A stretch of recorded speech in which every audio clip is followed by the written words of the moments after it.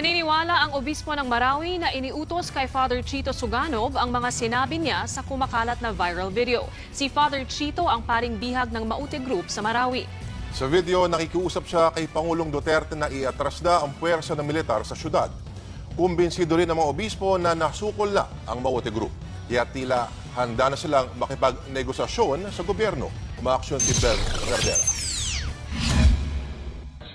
They simply are not asking for anything, just to withdraw your forces away from Lanao del Sur and Marawi City and to stop the airstrikes, your air attacks, and to stop the canyons. Ito ang kumakalat na video ng paring si Torosito Suganob habang umaapela kay Pangulong Duterte. Ayon sa kanya, bihag siya ng Maute Group. Nasa 200 umano ang kanyang kasama, kabilang ilang guro, mga kababaihan, ang ilan pa mga bata. Pakiusap niya, itigil ang pag-atake sa Marawi City. Mr. President, from our heart, please consider us. You know, it's hard, Mr. President. From time to time, we hear bursts of gunfire from the ground of your enemies, heavy firearms from your side. Bigyan din daw sana sila ng pagkakataong mabuhay pa. Mr. President, if you are in our place, you will really consider us because you hear the outburst of gunfires and everything, bombs, canyons. Within us, we are victims. The about 240 prisoners of war were asking your good heart, please consider us. We want to live another day. Handa rin daw siyang lumuhod sa Pangulo para sa kalayaan ng kanyang mga kasama. Do not be happy, Mr. President, that we are the collateral damage of war.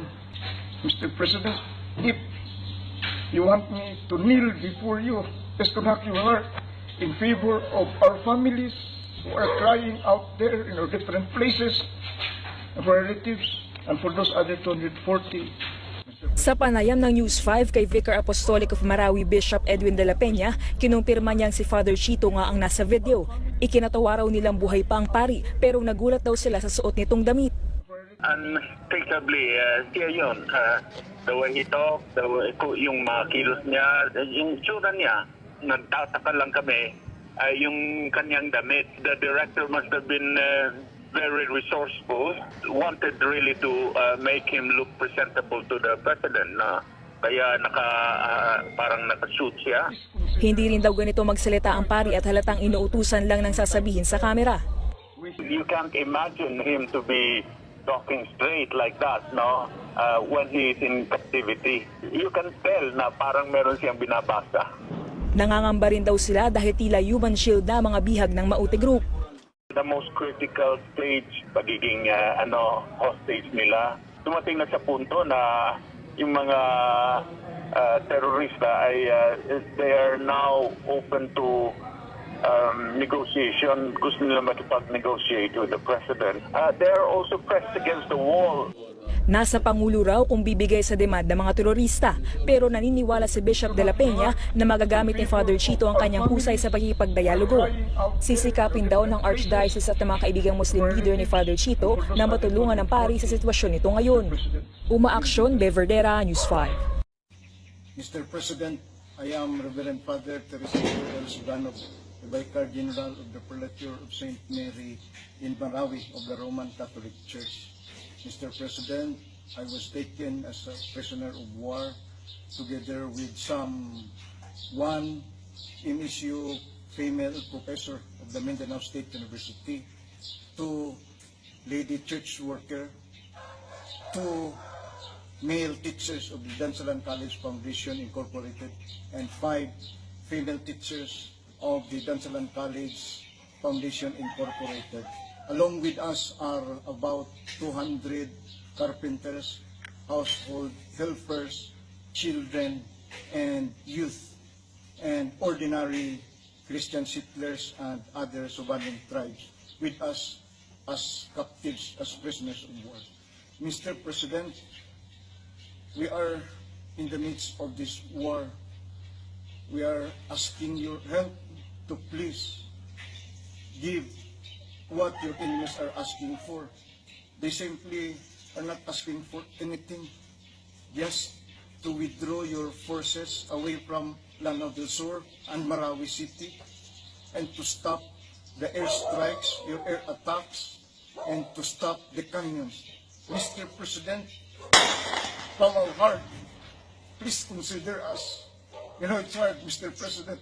From time to time, we hear bursts of gunfire from the ground of your enemies, heavy firearms from your side. It's hard. And Mr. President, they do not ask for anything. They just ask that you lead this place peacefully. Do not give so much attacks. The city in my background is ruined like this.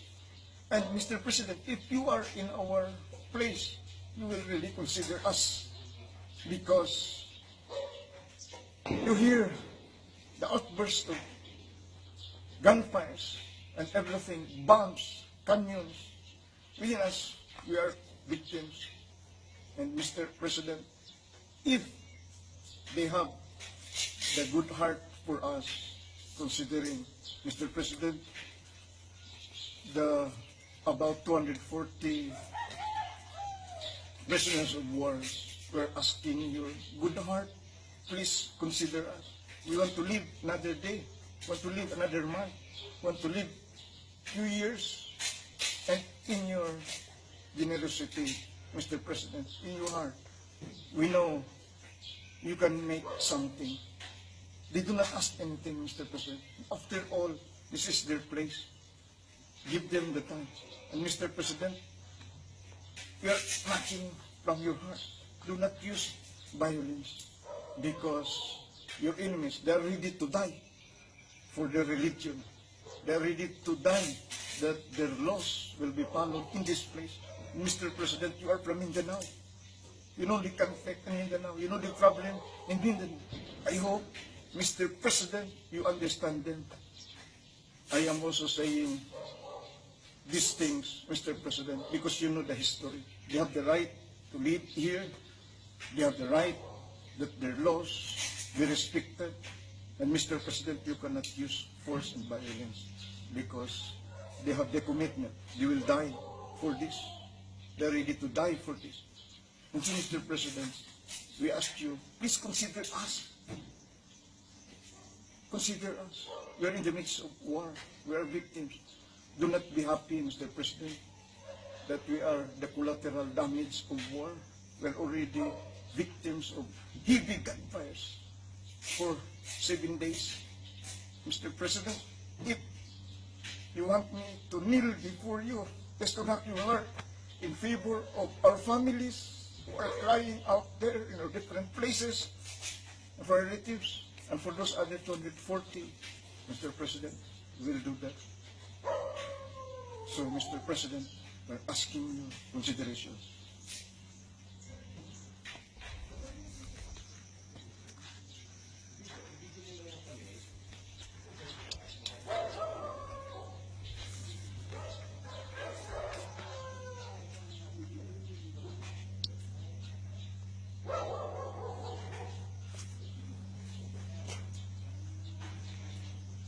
Sinabi mo kanina, business as usual dyan sa mga negosyante sa CDO. So, meron ka bang nakausap ng mga sibilyan at para kunan sila ng reaksyon tungkol sa pagdideklara ng martial law sa buong Mindanao at kasama na ngayon kanilang lugar, at nakikita naman natin na mahigpit yung pagbabantay dyan ng ating AFP at PNP sa buong CDO. Ano ang kanilang reaksyon?